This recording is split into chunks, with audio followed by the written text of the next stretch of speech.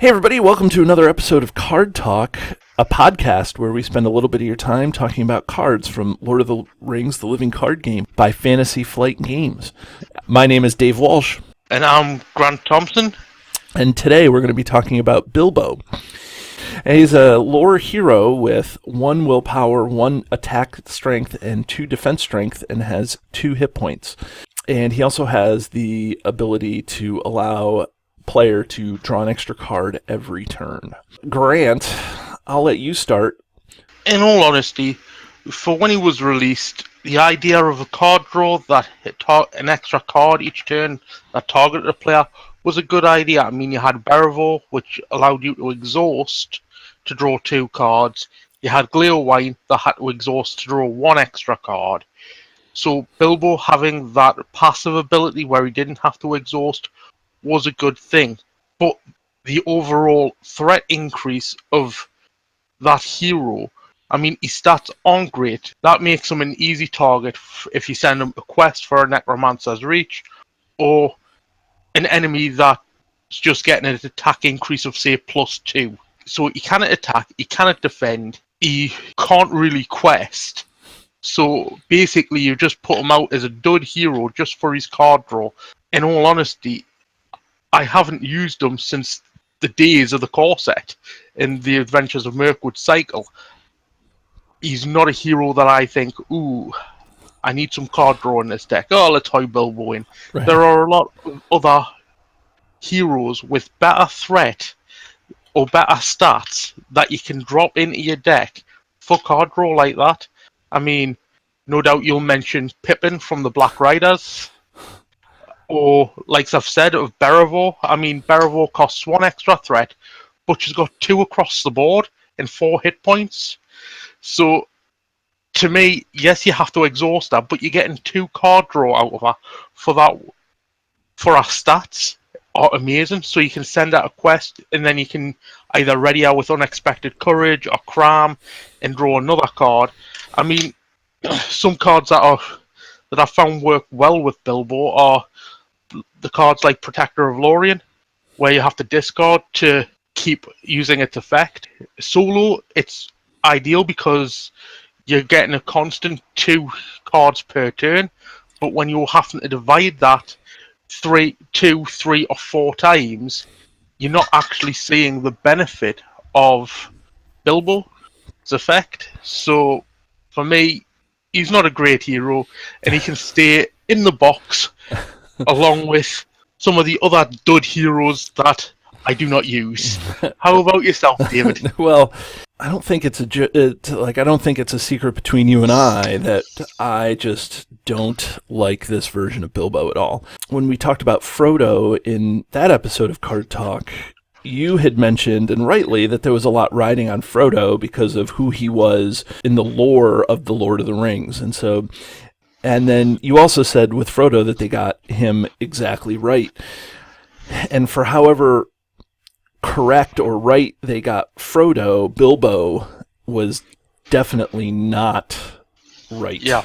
There's a common formula to determine a hero's threat cost, and it's their stat line plus hit points gives you their threat cost. And Bilbo's stat line plus hit points totals 6.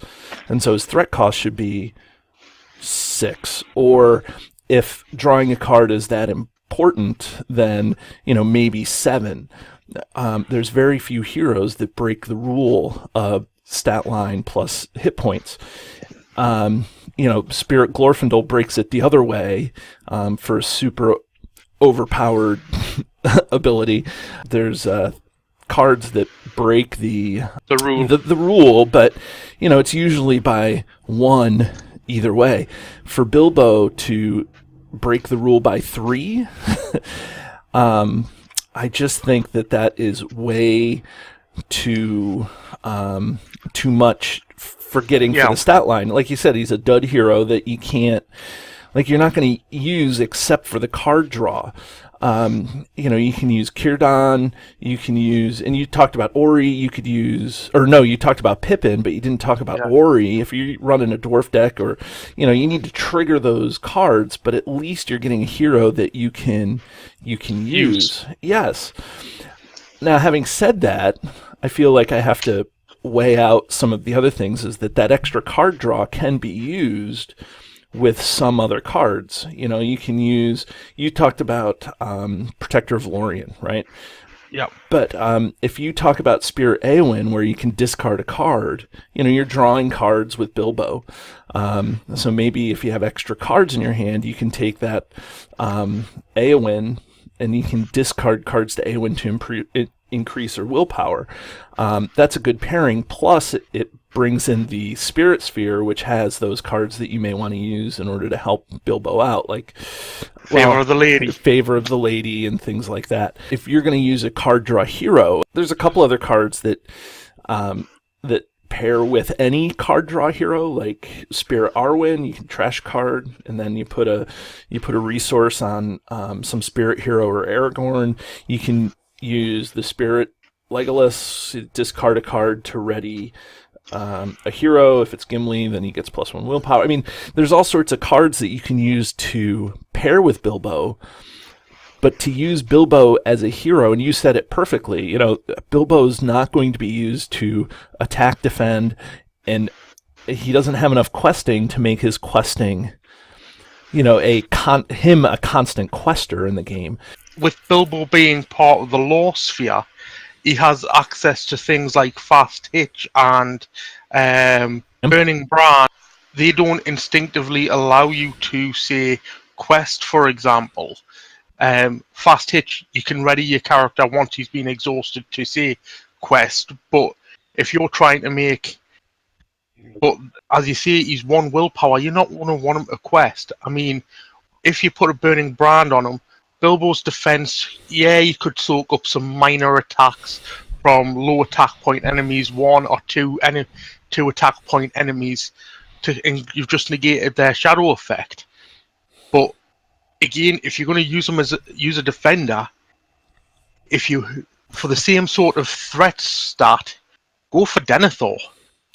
Well, forget even using a hero. Go for an ally. You can have allies that cost a lot less that can do a lot more. And I don't mean to cut you off, but it's just like there's a lot of cards you can put in your deck to get the extra card draw. And the combination of the Steward of Gondor and the Rod of the Steward, the Steward of Gondor is a great all-around card that gives you the 2 extra resources per round, and then couple that with the Rod of the Steward, then you can draw a card for those 2 extra resources. As far as Bilbo's concerned, thematically, they've got as an old man, which is right at the beginning of the Lord of the Rings set. He's 60 years on, so he's 111 or something at the beginning of the Fellowship book. So for that sense, yes, he's a more learned man at this point, or a learned hobbit, I should say.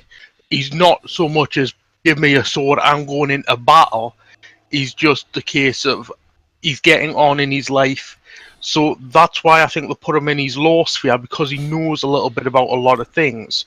Whereas and I think the card art kind of reflects that too. He looks kind of older. He's hunched over writing his book about the travels with that. He's also, if you look at him from the Hobbit series, as a young man, he gains such nice equipment, likes of Sting, the Mithril coat, which adds to his stat line, and you think, hey, come and get some, boys. I'm gonna stick you with Sting. Just do a recast of Bilbo, maybe in a different sphere, either in leadership when he took the dwarves out of like the out of Mirkwood, because we're following his lead by that point, or maybe in the tactics sphere where he's saving them from the spiders. At a cop. And so, but I think it would not be unreasonable to put Bilbo out as a neutral hero, because of his importance and all the different traits he had. Aragorn isn't a neutral hero, but he's cast in 3 of the 4 spheres. Gandalf is a neutral hero. They hesitate to put characters in the neutral, but I think that Bilbo would be a perfect for what my idea of what the neutral sphere is, or what neutral cards are, because Yeah. he's something of everything. He's not Gandalf at all, but he is something of everything, like you say. I mean, when they brought out the spirit version of Bilbo as an ally, I thought, great, now I've got something even better than Right. Bilbo to Hoy in a Hobbit deck. Right. With the original Bilbo, I just found him so lackluster. I mean, you had to do so much to get him to work right. I mean, attacker. using him as a defender, you've got, with the 3 warnings, he's defending for 5.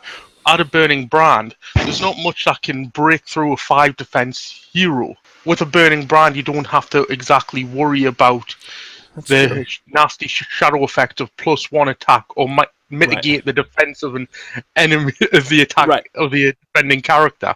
Right. So you don't actually have to worry about that. And with them being part of the Lore Sphere, you can get healing effects like self-preservation, the Daughters of the Nimrodale, Warden of Healing, just to name a few, that could strip off the damage. Right. But all in all, Bilbo just isn't cutting it these days. No, I don't think he was cutting it ever. Well, that's true. Well, what do you think? What would you ring him at? I'd ring him. I'd wring his neck. Wrong version. That would be the WRING. We're talking about the RING. Right, okay. For the ring version. Yes. I'd probably rate him an 8 out of sentimentality. He's not a great hero. He's probably one of the worst heroes to date, but I don't believe that there is a worst hero at the minute. But he's on the scale of being the bottom of the barrel, if not at the bottom of the barrel. So I'm ringing him an 8. How about yourself? Well, I'm going to give him 9 rings, and I feel that that's kind of generous. That card draw ability and the fact that he's in the Lore Sphere are good. I just have a huge problem with the fact that his stat line does not add up to his threat. So 9 rings. Okay, and join us next time where we talk about Boromir, the tactics hero from the Dead Marshes. Thanks, everybody.